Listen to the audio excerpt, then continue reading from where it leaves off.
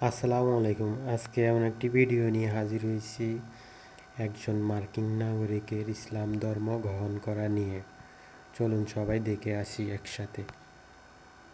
আসসালামু আলাইকুম ভাই ইব্রাহিম। টুয়ার্ডস ইটারনিটির হয়ে আমরা আপনাকে পেয়ে আনন্দিত। প্রথমেই জিজ্ঞেস করতে চাই, ইব্রাহিম ফাতিহকে আপনার জীবনের ব্যাপারে সংক্ষিপ্ত করে আমাদের বলবেন? ওয়ালাইকুম আসসালাম ওয়ারাহমাতুল্লাহি ওয়াবারাকাতুহু। আমার নাম ইব্রাহিম ফাতিহ। আগে সেটা জোসেফ জনসন ছিল। আমি উত্তর পশ্চিম যুক্তরাজ্যের ব্ল্যাকপুলে খ্রিস্টান হয়ে জন্মগ্রহণ করেছিলাম। বড় হওয়ার সময়টাতে আমি সবসময় বিভিন্ন ঝামেলায় পড়তাম। আমাকে স্কুল থেকে বের করে দেওয়া হয়েছিল। আমি কখনো কলেজ যাইনি। আমি ড্রিঙ্ক করতাম, পার্টি করতাম, সিগারেট খেতাম, ড্রাগ নিতাম। আমি সত্যিই পথ হারিয়ে ফেলেছিলাম। আমি ২০১৮ সালে ইসলাম গ্রহণ করি। আর সাধারণভাবেই একজন ভালো মানুষ হওয়ার চেষ্টা করি, একজন ভালো বাবা, একজন ভালো মানুষ। আর আলহামদুলিল্লাহ এভাবেই সব শুরু হয়েছিল। তো বিশ্বাসের দিক দিয়ে আপনার জীবন কেমন ছিল? আপনি কিসে বিশ্বাস করতেন? ছোট থাকতে আমি খ্রিস্টান ছিলাম। আমাকে দীক্ষা দেওয়া হয়েছিল, আমার হোলি কমিউনিয়ন, আমার পরিচিতি। আর আমি ঈশ্বরে বিশ্বাস করতাম। ছোট থাকতেও আমি সবসময় ঈশ্বরে বিশ্বাস করতাম। আমি কখনো ঈশ্বরকে ভয় পেতাম না খ্রিস্টান হয়ে। আমি ঈশ্বর এবং রসুলগণে বিশ্বাস করতাম। কিন্তু বেড়ে ওঠার সময় আমি কখনো বিশ্বাস করতাম না যে যীশুখ্রিস্ট একজন মাসিয়া। স্কুলে থাকাকালীন আমার কিছু সন্দেহ ছিল। হাই স্কুলে থাকার সময়ও তো সবকিছু এক কান দিয়ে ঢুকে অন্য কান দিয়ে বের করতাম। তো খ্রিস্ট ধর্মের যে জিনিসটা আমার মাথায় ঢোকাতে পারতাম না, সেটা হলো যিশুকে ঈশ্বর মানা। আমি এটা বিশ্বাস করতাম না। ছোট থেকে বড় হওয়ার সময় ধর্মচর্চা করতাম। হ্যাঁ, আমরা রবিবার করে চার্চে যেতাম। তো খ্রিস্টানরা শুধু রবিবারেই চার্চে যায়, আর তারা নিজেদের জন্যই যেত সানডে মাসে। আর আপনি সেখানে যাচ্ছেন আর তারপর বাসায় ফিরছেন। জানেন, খ্রিস্ট ধর্মতে তেমন শৃঙ্খলা নেই। সপ্তাহে একদিন প্রার্থনা করে বাসায় ফিরে যাও। বেশিরভাগ লোক পাপ করত আর তারপর আবার সপ্তাহের শেষে ফিরে আসতো, মানে রবিবার ফিরে আসতো। তাদের অনেকেই বিশ্বাস করত যে তিনি ক্ষমা করে দেবেন, আপনি যাই করেন না কেন, আপনি শেষে স্বর্গেই যাবেন। আপনার কৈশোর কেমন ছিল? কৈশোরের সময়টা বেশ কঠিন ছিল, কারণ বেড়ে ওঠার সময়গুলোতে আমি ভাবতাম এসব জিনিস আমার সুখী করবে। বাইরে যাওয়া, পার্টি করা, মদ্যপান, নারী। আমার ১৮ বছর বয়স হতেই আমি পুরোপুরি ঢেকে গেছিলাম এই সব টাকা, নারী সঙ্গ, মদ, ক্ষমতা, এগুলোর দ্বারা একেবারে কলুষিত হয়ে পড়েছিলাম। আর আমি ভাবতাম আমি অন্যদের থেকে উত্তম। সত্যি আমি ভাবতাম কোনো কিছুই আমি ছুঁতে পারবে না। আমি ভাবতাম আমার মধ্যে কোনো রকম গুরুত্ব আছে। আর এটা অনেক বড় ভুল ছিল। আমি নিজেকে ঘৃণা করতাম। আমি ভাবতাম এই জিনিসগুলো আমাকে সুখ এনে দেবে, কারণ আমি সুখী হতে পারছিলাম না। পৃথিবীর কিছুই আমাকে সুখী করছিল না। আমি কখনোই খুশি ছিলাম না। আমি পৃথিবীর সব টাকা পেতে পারতাম। আমার আশেপাশে ১০ জন নারী থাকতো। আমার পেছনে টাকার একটা বড় স্তূপ থাকতো। তাও খুশি ছিলাম না। কিছুই আমাকে খুশি করছিল না। যাই করি না কেন, কিছুই আমাকে খুশি করছিল না। এবং যত বয়স বাড়ছিল, যত উপরের দিকে যাচ্ছিলাম, আমি ততই এসব পাচ্ছিলাম। আর ততই আমি অসুখী হচ্ছিলাম। এটা আরো খারাপ হয়ে গেল, কারণ আমি ভাবলাম যদি এসব আমাকে সুখী না করতে পারে, কোনো কিছুই পারবে না। আর আমার অবস্থা খারাপ ছিল। আমার অবস্থা চরম খারাপ ছিল। আমি হারিয়ে গিয়েছিলাম। আমার কোনো পথ প্রদর্শক নেই। আমি রাতে বেঘরে মদ পান করতাম। আমি খারাপ অবস্থায় থাকাকালে কেউ আমার পাশে ছিল না। কেউ আমার কাছে একজন বন্ধু হয়ে ছিল না। যারা ছিল তারা চাইতো আমিও যেন তাদের মতো হীনবোধ করি। আমরা সবাই হীনবোধ করি। আর আমি যেটাকে বন্ধুত্ব মনে করতাম, সেটা আসলে বন্ধুত্বই ছিল না। আমি এখন তা জানি। আমার একটা ছেলে আছে। আমার সম্পর্ক নষ্ট হয়ে গিয়েছিল। সে চেয়েছিল আমি যেন ক্লাবে না যাই এবং মদ্যপান না করি। আর আমি যেতাম, আমি সেখানে যেতেই থাকতাম স্বার্থপরের মতো। সে আমাকে ছেড়ে চলে গেল। আমার ছেলেকে হারালাম। আমার বাবা মারা গেল। আমি আমার বাবাকে হারিয়ে ফেললাম। আমার সবকিছুই হারিয়ে গেল। জানেন, আমার বাবা আর ছেলে আমাকে সুখী রাখতেন। আর আমি ভাবতাম এসব বস্তুগত জিনিস আমাকে সুখী করবে। আপনি কি আমাদের সেসব মুহূর্তে নিয়ে যেতে পারবেন যখন আপনি আপনার বাবাকে হারিয়ে ফেলেছিলেন? সেটা কিভাবে হয়েছিল? হ্যাঁ। তো আমার বয়স তখন ২০ বছর, যখন আমার বাবা মারা যান। উনি হঠাৎই মারা যান। উনি আমার সবচেয়ে ভালো বন্ধু ছিলেন। আমি তখন আমার গার্লফ্রেন্ডের বাসায় ছিলাম। আর হ্যাঁ, আমি আমার গার্লফ্রেন্ডের বাসায় ছিলাম। আর আমার ছেলের বয়স তখন প্রায় ২ মাস ছিল। আমার বাবা উনার বাসায় ছিলেন। আমার বোন সেখানেই থাকতো। সে আমাকে ফোন দিয়ে বলল, বাবা পড়ে গিয়েছেন, উনি স্ট্রোক করেছেন, উনার অর্ধেক চেহারা কাজ করছে না। তো উনার অর্ধেক চেহারা যেন ঝুলে গিয়েছিল। আর সে খুবই চিন্তিত ছিল। আমি কিছুই ভাবিনি এসব নিয়ে। আমার বাবা নিজেই সবসময় হাসপাতালে যাওয়া আসা করতেন ডায়াবেটিসের জন্য। আর উনি নিজের খেয়াল তেমন রাখতেন না। মাঝে মাঝে ইনজেকশন ভুলে যেতেন। আমি এসব কিছুই ভাবতাম না। এরপর আমি হাসপাতালে গেলাম। ওনাকে হাসপাতালে নেওয়া হয়েছে। তারা তাকে অজ্ঞান করার জন্য একটা অ্যানেস্থেশিয়া দিল। আমার মনে আছে তাকে নিয়ে আসা হয়েছিল। আমার সব ভাই বোনরা এসেছিল। আমরা ৬ জন। সেটাই অনেক। তারপর উনি আমাদেরকে একটা রুমে ডেকে নিয়ে বললেন, আমি জানি না তোমাদের কিভাবে বলবো। আমার মাও একইভাবে মারা গিয়েছিলেন। আর আমি বললাম, কি বলতে চাইছো? বাবার ব্রেন হ্যামারেজ হয়েছিল। আমার মনে আছে সবাই তখনই কেঁদে দিয়েছিল। আর কি হয়েছে সেটা বুঝতে আমার সময় লাগছিল। মানে উনি উনি হাসপাতালের বিছানায় ছিলেন। আর আমার মনে আছে আমার সব বোনদের পরদিন কাজ ছিল। আর তারা সবাই বাসায় চলে গেল, কারণ তাদের বাচ্চারা ছিল। আর আমি একা হাসপাতালে রয়ে গেলাম। আর আমি হাসপাতালের এদিক ওদিক পায়চারি করছিলাম সারা রাত। আর আমি বিছানায় ওনার কাছে ছিলাম, আর আমি শেষবার ওনার দিকে তাকালাম। আর আমি এ নিয়ে কখনো কখনো আফসোস করি, কারণ আমি তার সাথে থাকিনি। হ্যাঁ, আমি কখনো অতীতের দিকে তাকালে আমি তার চেহারা তার চেহারা দেখতে পাই। তো আমি ভেবেছিলাম আমি ওনার সাথে সারা রাত থেকে একটা ভালো কাজ করছি, কিন্তু আমার মনে হলো আমি নিজেকে কষ্ট দিচ্ছি। ওই 24 ঘন্টাকে 1 বছরের সমান মনে হয়েছিল। আর উনি পরদিন সকালেই মারা যান, ফ্ল্যাট লাইন হয়ে গেছিল। ওনার কি জ্ঞান ছিল? না, শেষবার যখন আমি ওনাকে জ্ঞান থাকা অবস্থায় দেখেছি, আমরা বিচ্ছিন্ন হওয়া 2 সপ্তাহ আগে উনি ফোন করেছিলেন। আর উনি বললেন, আমি তোমাকে ভালোবাসি, তুমি জানো? আমি বললাম, হ্যাঁ হ্যাঁ হ্যাঁ। উনি বললেন, আমি চাই যে তুমি জেনে রাখো আমি তোমাকে অনেক ভালোবাসি। আমি বললাম, তুমি বলতেটা কি চাইছো? আর উনি বললেন, আমি তোমাকে নিয়ে গর্বিত, আমি তোমাকে নিয়ে গর্বিত, আর জানো আমার নাতিকে নিয়ে আমি গর্বিত। তারপর আমি বললাম, চুপ করো, কি বলতে চাইছো? আমি বললাম, পরের সপ্তাহে অ্যাভেঞ্জার্স 2 মুভি আসছে, আর আমরা মার্ভেল পছন্দ করি, উনি মার্ভেল ভালোবাসেন। আমার মনে হয় উনি জানতেন যে উনি মারা যাবেন, আর উনি আমাকে বলেছিলেন হ্যাঁ, উনি যে মারা যাবেন সেটা। কোনো লক্ষণ ছাড়াই ওনার মনে হয়েছিল? হ্যাঁ, ওনার মনে হয়েছিল ওনার। আমার মনে হয় উনি ডাক্তারের কাছে গিয়েছিলেন কিছু সপ্তাহ আগে। উনি জানতে পেরে আমাদের বলতে চাননি।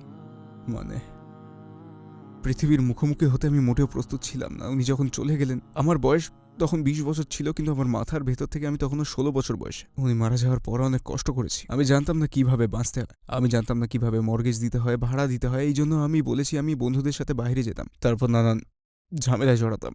বুঝলেন, আমি গৃহহীন হয়ে পড়েছিলাম আর চুরি করা শুরু করলাম। অবশ্য লোকজন আসসালামু আলাইকুম প্রিয় ভাই ও বোনেরা, আমরা দেখেছি যে আমাদের দর্শকদের 80% মানুষজন আমাদের চ্যানেলে সাবস্ক্রাইব করেননি। আপনারা যেমনটি জানেন, আমরা একটি অলাভজনক প্রতিষ্ঠান, আর আমরা আমাদের কোনো ভিডিওতে বিজ্ঞাপন চালাই না। টুয়ার্ডস ইটার্নিটি শুধু একটি ইউটিউব চ্যানেলই না, এটি একটি মাদ্রাসাও। এখানে আমরা চেষ্টা করি নিজেদের এবং যুব সমাজকে ইসলামী শিক্ষা দেওয়ার। আমাদের লক্ষ্যই হলো শুধু সত্যকে প্রচার করা। কাজটা ছোট হতে পারে, কিন্তু ইনশাআল্লাহ অনেকের জন্য এটি পথ চলার সহায়ক হবে। এখন সাবস্ক্রাইব বাটনে ক্লিক করুন এবং একসাথে পথ চলি অনন্তকালের দিকে।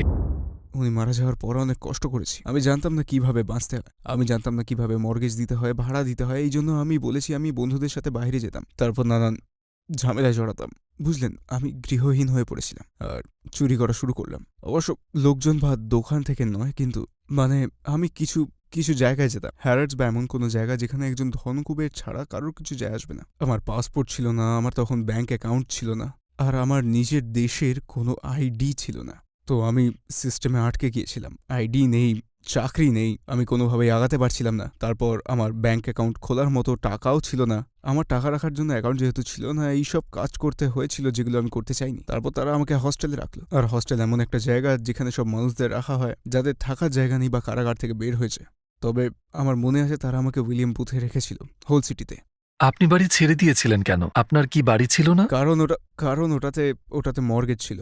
বাড়িটা মর্গেজ করা ছিল, আর ওটা বিক্রি হয়ে গেল সত্যি। আর উনি যখন মারা গেলেন আমি দেনায় পড়লাম। আমাদের ওপরে আসলে 5,000 পাউন্ডের দেনা এসে পড়েছিল। বাবা এক জায়গা থেকে টাকা নিয়েছিলেন, তো আমাদের সবাইকে সেটা পরিশোধ করতে হয়। তো আপনার বাড়িটা বিক্রি হয়ে গেল? হ্যাঁ, 1 সপ্তাহের মধ্যেই বিক্রি হয়ে যায়। হ্যাঁ হ্যাঁ। আর তারপর আপনি গৃহহীন হয়ে পড়লেন? আমার পরিবারের অন্যদের নিজেদের বাড়ি ছিল, আমি বাবার সাথে থাকতাম, আর তাদের বয়ফ্রেন্ড ছিল, সন্তান ছিল, এবং অহংকার আর অভিমান ছিল। আমি তার মধ্যে জড়াতে চাইনি, আমি আমার কোনো বোনের ঘাড়ে পড়তে চাইনি, তাই আমি নিজেরটা নিজেই দেখার চেষ্টা করেছি। আর তারা আমাকে উইলি বুথে ফেলে চলে গেল। ওটা একটা খারাপ জায়গা ছিল, আর আমি হোস্টেল থেকে হোস্টেলে বদল হচ্ছিলাম, বুঝলেন। আর সেখান থেকেই আমার অবনতি শুরু হলো, কারণ আমি সেখানে নানান রকম মানুষের সাথে সময় কাটাতে শুরু করলাম, বুঝলেন। আর আমার জীবন হঠাৎই বদলে গেল। বাবার সাথে থাকা থেকে সেসবের মধ্যে দিয়ে যাওয়া, এইসব করা। তারপর আবার আমি ক্লাবে যাওয়া শুরু করলাম, কারণ আমি সেখান থেকে বের হতে চেয়েছিলাম, আর ব্যাংক অ্যাকাউন্ট আর আইডি নিতে চেয়েছিলাম, যেমনটা আমি নিলামও। তো আমি তখন মদ্যপান করতাম না। আমার বাবা মারা যাওয়ার পর আমি মদ পান করতে শুরু করেছিলাম, কারণ আমি ক্লান্ত ও অসুস্থ হতে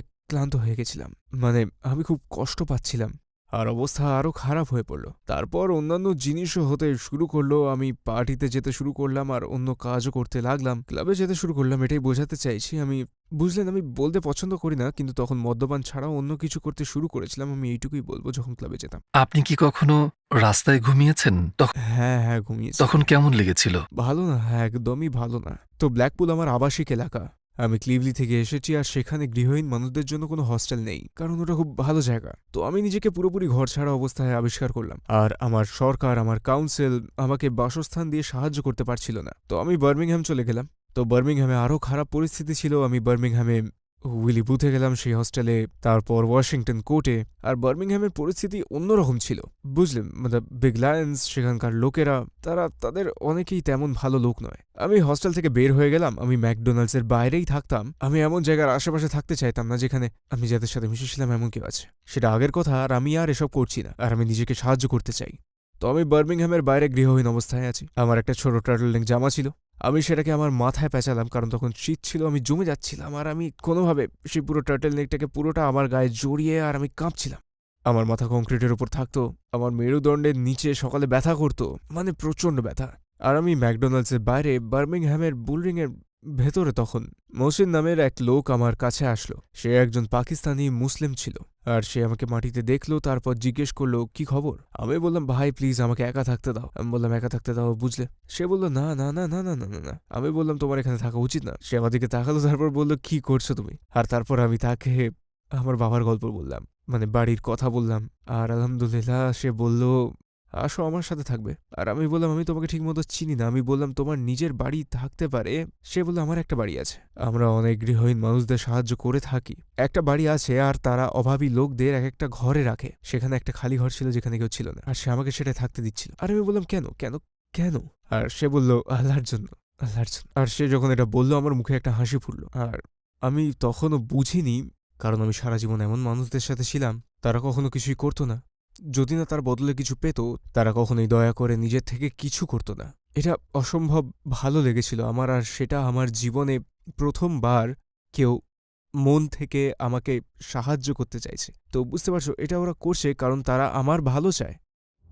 তারপর কি হয়েছিল যার কারণে আপনি ইসলামের দিকে পদক্ষেপ গ্রহণ করলেন? হ্যাঁ, তো আমি ইসলামের ব্যাপারে বেশি কিছু জানতাম না। হাই স্কুলে থাকতে কনস্ট্যান্টিনোপলের ব্যাপারে পড়াশোনা করেছিলাম।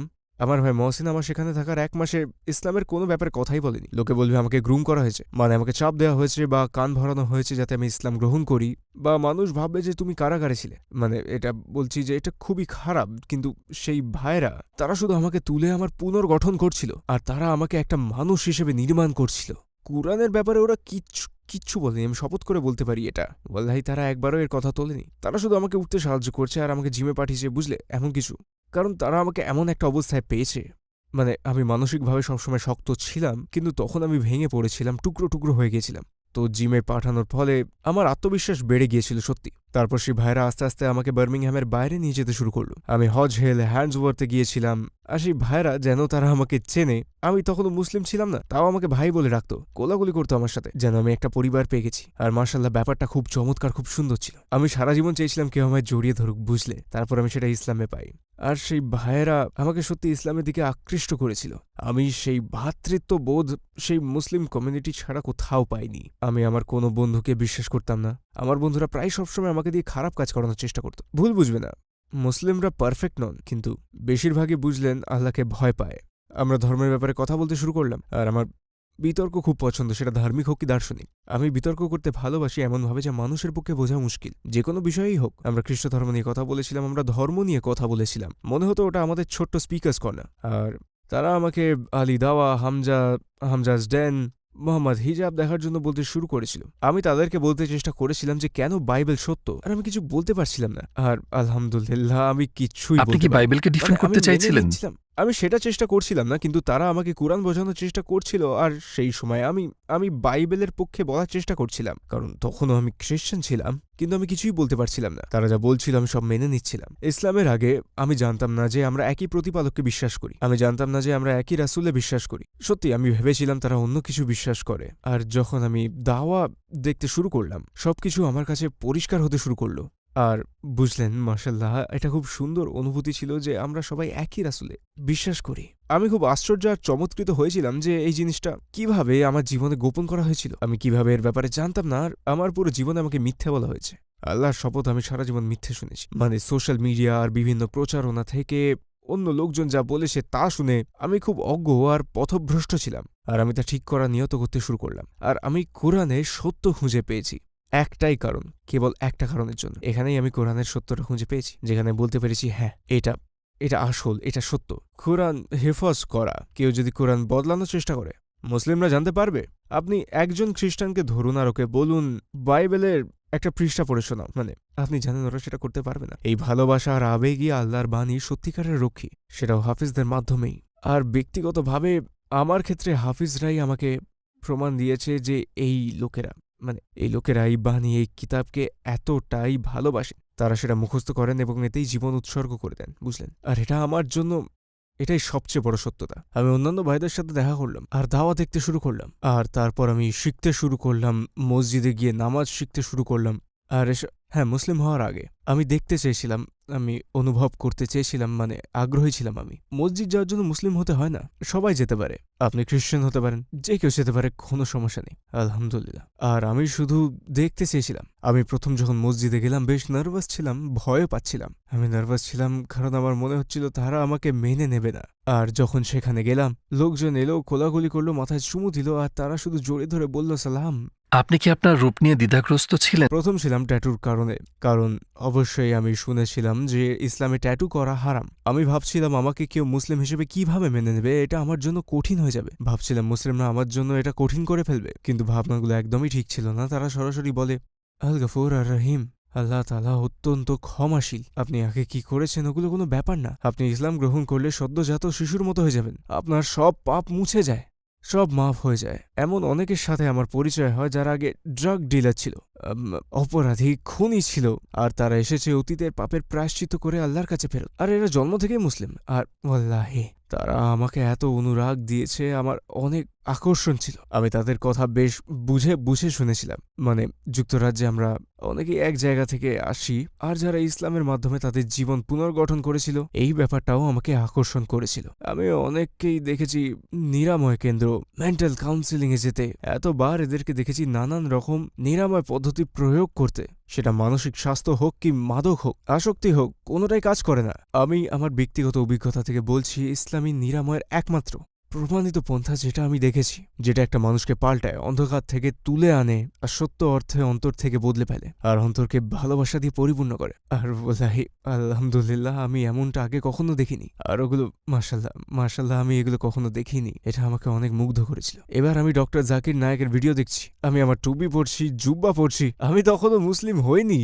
আমি মৌলা ইয়াসালি ওয়াসালিম শুনছি, আমি চেষ্টা করছি সব শোনার। আলহামদুলিল্লাহ। একদিন বললাম মহসেন, তার একটা ছেলে ছিল জাকারিয়া, আমি বললাম আমি শাহাদা নিতে চাই, আমি মুসলিম হতে চাই। আর তারপর আপনি শাহাদা নেওয়ার সিদ্ধান্ত নিলেন? শাহাদা নিতে আমি গেলাম, আমার এটা গতকালকের মতনই মনে আছে। আমি গ্রিনল্যান্ড মসজিদে গেলাম বার্মিংহ্যামে। আমি মহসেনের ছেলেকে আমার সাথে শাহাদা নিতে নিয়ে গেলাম, কারণ সে আমাকে ভাইয়ের মতো ভালোবাসত, আর আমি ওর শিষ্যর মতো ছিলাম, আর সে আমাকে সেগুলো শেখাচ্ছিল যেগুলোর বাবা ওকে শিখিয়েছে, আরও আমার ইসলাম আর কোরআনের শিক্ষা দিচ্ছে, আর আমি ওকে ভালোবাসি, সে আমার দিনের অংশ। তো আমি সেখানে গেলাম, আর আল্লাহর কসম, যখন আমি চার্চে ছিলাম আমার বাবা মারা যাওয়ার পর, আমার এইসব খারাপ কাজগুলো করার পর, আমি জানি এগুলো খারাপ, আমি প্রায়শ্চিত্ত করার চেষ্টা করেছি যে হে ঈশ্বর সাহায্য করুন, এমন পরিস্থিতিতে আমাকে রাখুন যাতে বেরিয়ে ভালো হতে পারি। আর আমি প্রায়শ্চিত্ত করেছি, স্বীকারোক্তিও দিয়েছি। আমি একবার স্বীকারোক্তি দিয়েছি, আর আমার পাশের বাক্সে বসে থাকা লোকটিকে সব বলেছি, আর আমি ভেবেছি এটা ঠিক না। আমার মনে হচ্ছিল ঈশ্বর আমাকে ক্ষমা করেননি, আমি ঈশ্বরকে অনুভব করতেই পাচ্ছিলাম না সেইখানে। আর যখন আমি শাহাদা পড়লাম, আশহাদু আল্লা ইলাহা ইল্লাল্লাহ ওয়া আশহাদু আন্না মুহাম্মাদুর রাসূলুল্লাহ, আমার মনে হলো আমায় ক্ষমা করা হয়েছে। আমি খুব প্রশান্তি পেয়েছি যখন সেটা পড়লাম, নিজেকে সদ্যজাত শিশুর মতো মনে হয়েছিল, খুব আনন্দ পেয়েছিলাম। মাশাল্লাহ, এত ভালোবাসা আর ভাইয়ের এত কোলাকুলি পেয়েছিলাম।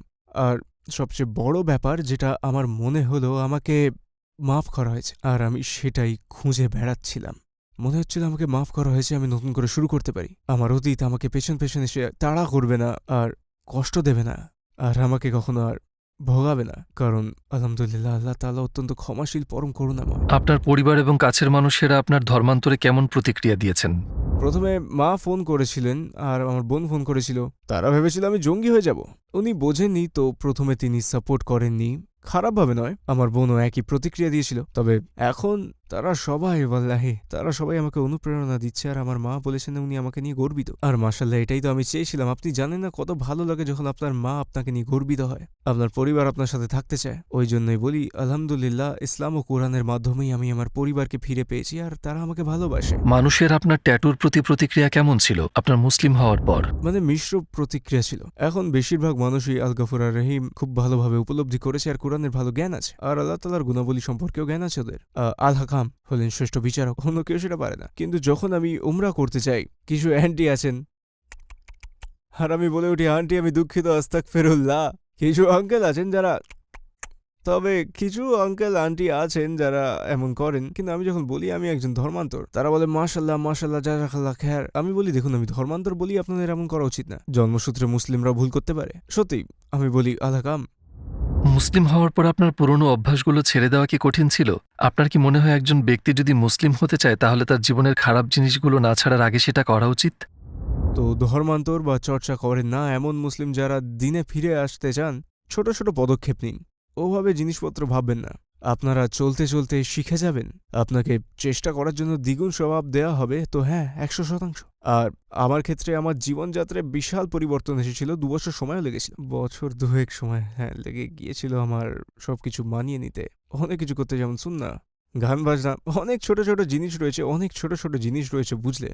তবে নিজের ওপর কঠোর হবেন না একদম, মন থেকে করতে হবে শুধু। আর ধীরে ধীরে অল্প অল্প করে আপনি সেখানে পৌঁছতে পারবেন। মুমিন বা বিশ্বাসী হওয়ার অনেক ধাপ আছে, তো এটা আপনার উপর নির্ভর করে আপনি কোথায় থাকতে চান। সবার একটা স্তর আছে, বুঝলেন? সেটা অর্জন করা সহজ। আপনি 5 ওয়াক্ত সালাত আদায় করুন, তারপর আপনি আপনার কাজ করুন, আর আলহামদুলিল্লাহ আপনি বলতে পারেন আপনি অনেক ভালো কাজ করেছেন। আমি জান্নাতে যাবো ইনশাল্লাহ। আমার এক বন্ধু বলেছে যে আমাদের কেউই ভালো কাজের ভিত্তিতে জান্নাতে যাবে না, কেবল আল্লাহর করুণার মাধ্যমে যাবে। আমরা যতই হযরত মুহাম্মদ সাল্লাল্লাহু আলাইহি ওয়াসাল্লামকে যত বেশি ভালোবাসবো, আমরা সময়ের সাথে সাথে ততই ভালো মানুষ হিসেবে গড়ে উঠব। তবে তার জন্য সময় লাগবে। তো আমি এটাই বলবো, আপনার যদি ট্যাটুও থেকে থাকে, ইসলাম সবার জন্য। এটা তাদের জন্য যাদের এটা দরকার। আপনি যেখান থেকে আসুন না কেন, আপনি অতীতে কি করেছেন সেটাও ব্যাপার না। আপনি যদি মদ্যপান করে থাকেন বা অন্য কিছু, নামাজ পড়ে বলুন আস্তাগফিরুল্লাহ। আর আপনি যদি জান্নাত চান, আপনি যদি আখিরাতে ভালো পরিণতি চান, আর আপনি এসব গ্রহণ করছেন, তো জেনে রাখুন ইসলাম কোনো ছেলে খেলা নয়। তো আমরা যখন সালাহ আদায় করব আর যত আমরা কুরআন পাঠ করব, ততই আমরা রবের প্রেমে পড়ব আর আল্লাহর জন্য এসব করতে চাইব। তো আপনি যদি মদ পান করে থাকেন, চিন্তা করবেন না, আমি নিশ্চিত আল্লাহ তাআলা আমাদের পথ দেখাবেন ইনশাল্লাহ। আপনি কি কোনো অসাধারণ ঘটনার সম্মুখীন হয়েছেন যখন আপনার মনে হয়েছিল যে আপনার সাথে আল্লাহর একটা বিশেষ সম্পর্ক রয়েছে? একটা অসাধারণ ঘটনা হলো, গত বছর আমি খুব একাকী বোধ করছিলাম। আমি হল সিটিতে ছিলাম তখন, আর আমি হালের একটা মসজিদে যাওয়া শুরু করলাম। আর তখন আমি টিকটকে একটা ভিডিও বানালাম যে আমি একজন মুসলিম, প্রায় 1 বছর আগে এই সময়, প্রায় 9 মাস আগে। তারপর আমার মনে আছে আমি ঘুম থেকে উঠেছি আর দেখছি টিকটকে 1 লক্ষ ফলোয়ার পেয়েছি আমি। আর তারপর ওটা ভাইরাল হয়ে গেল, আর আমার মনে হলো আমি কত ভালোবাসা পেয়েছি, মনে হলো পৃথিবী যেন উন্মুক্ত হয়ে গেছে। আর আমি তখনও ভয় পাচ্ছিলাম যে মানুষ আমাকে মেনে নেবে না। আর আমি চেয়েছিলাম যে চেষ্টা করে দেখতে, আমি ইসলামের ব্যাপারে বেশ অনুরাগী, আমি চেষ্টা করে দেখতে চেয়েছিলাম আর অন্যদেরও দেখাতে চেয়েছিলাম যে ইসলাম শান্তির ধর্ম। আমি অনলাইন আসার সময় থেকে হাজার হাজার মানুষ আমাকে অভিবাদন জানিয়েছেন আমার ট্যাটুর ব্যাপারে, আর এটা আমার মনে আরো শক্তি জুগিয়েছে আর অন্তরে শান্তি দিয়েছে। আর তখন থেকে 1000-এরও বেশি মানুষ আমাকে মেইল করে বলেছে যে তারা শাহাদা নিয়েছে কারণ আমি ভিডিওগুলো বানিয়েছি আর তাদের দেখিয়েছি যে ইসলাম কত শান্তিপূর্ণ। তারপর সেটা লাইভ আর সরাসরি দেখেছি যে এটা তাদের সাহায্য করছে। যখন থেকে আমি প্রথম ভিডিওটি বানিয়েছি, 1000-এরও বেশি মানুষ আমার সোশ্যাল মিডিয়াতে আমায় মেসেজ করেছে যারা অমুসলিম, যারা শাহাদা নিয়েছেন বা কোরআন কিনেছেন আর ইসলামের ব্যাপারে শিখছেন। তারা চেয়েছে যেন আমি তাদের শেখাই, তো আমি তাদের রিভার্স সার্ভারের মাধ্যমে শিখিয়েছি। আমি চাই আল্লাহ তাআলা তাদের রক্ষা করুন, আর আমার যদি তাদের জন্য কোনো দায়িত্ব থাকে, আমি তাদের জন্য থাকার চেষ্টা করব। ইনশাল্লাহ আমি থাকব। আপনি তো অনেকবার উমরা করতে গিয়েছেন, কিন্তু প্রথমবার যখন গিয়েছিলেন তখন কোন জিনিসটি আপনাকে সবচেয়ে বেশি প্রভাবিত করেছিল এবং কেন? আমি যখন মসজিদ আল হারামে গেলাম, অনেক মানুষ এক জায়গায়, বিভিন্ন জাতির, বিভিন্ন বর্ণের, বিভিন্ন দেশের, আর আমি জানতাম এটাই উত্তর। সকল লোকেরা এখানে তীর্থে এসেছেন আল্লাহর কাছে। ভ্যাটিকানের মতো নয় যেখানে মানুষ পোপকে শুধু দেখতে যায়, বা তারা আল্লাহর কাছে এসেছেন, তারা সত্যিকারের বিশ্বাসী। আর এটা একটা নিরাময়, বর্ণবাদের এটা উত্তর, এটা বিশ্ব শান্তি। আর এটা আমার জন্য বড় মুহূর্ত ছিল। ইসলাম সব কিছুরই নিরাময়, সকল সমস্যারই ইসলাম সমাধান। এটা পথনির্দেশক জীবনের একটা পথ। আমার এক ভাই আনাসকে মনে আছে, আমি তাকে ভালোবাসি, সে দাগেস্তানের। সে আমাকে মাকারের একটা সুইস হোটেল থেকে ফোন করতো, আর ফোনে আমাকে কাবা শরীফ দেখাতো যে এই যে কাবা, আমি তোমার জন্য দোয়া করেছি, আমি তোমার জন্য উমরা করব। আমার মনে আছে সে আমাকে প্রথমে মদিনাতে নিয়ে গেছিল, তো আমরা উল্টো হিজরত করেছিলাম, আমরা মসজিদ আল নববীতে গিয়েছিলাম। তারপর মদিনার নিয়ত করে পুরো পথ ড্রাইভ করে গিয়েছি, আর সেই যাত্রাটাই আমি কোনোদিনও ভুলব না। এই এত জায়গায় যাওয়া, পথে পথে এত থামা, আরও অনেক কিছু, আমরা বিভিন্ন বিষয়ে কথা বলতাম। সে আমাকে বলেছে কিভাবে সিজদা করতে হয়, আর ওটা খুব অন্যরকম ছিল। প্রথমবার মনে হয়েছিল যে আমাকেই কেন। আমি অনেক খুশি হয়েছিলাম।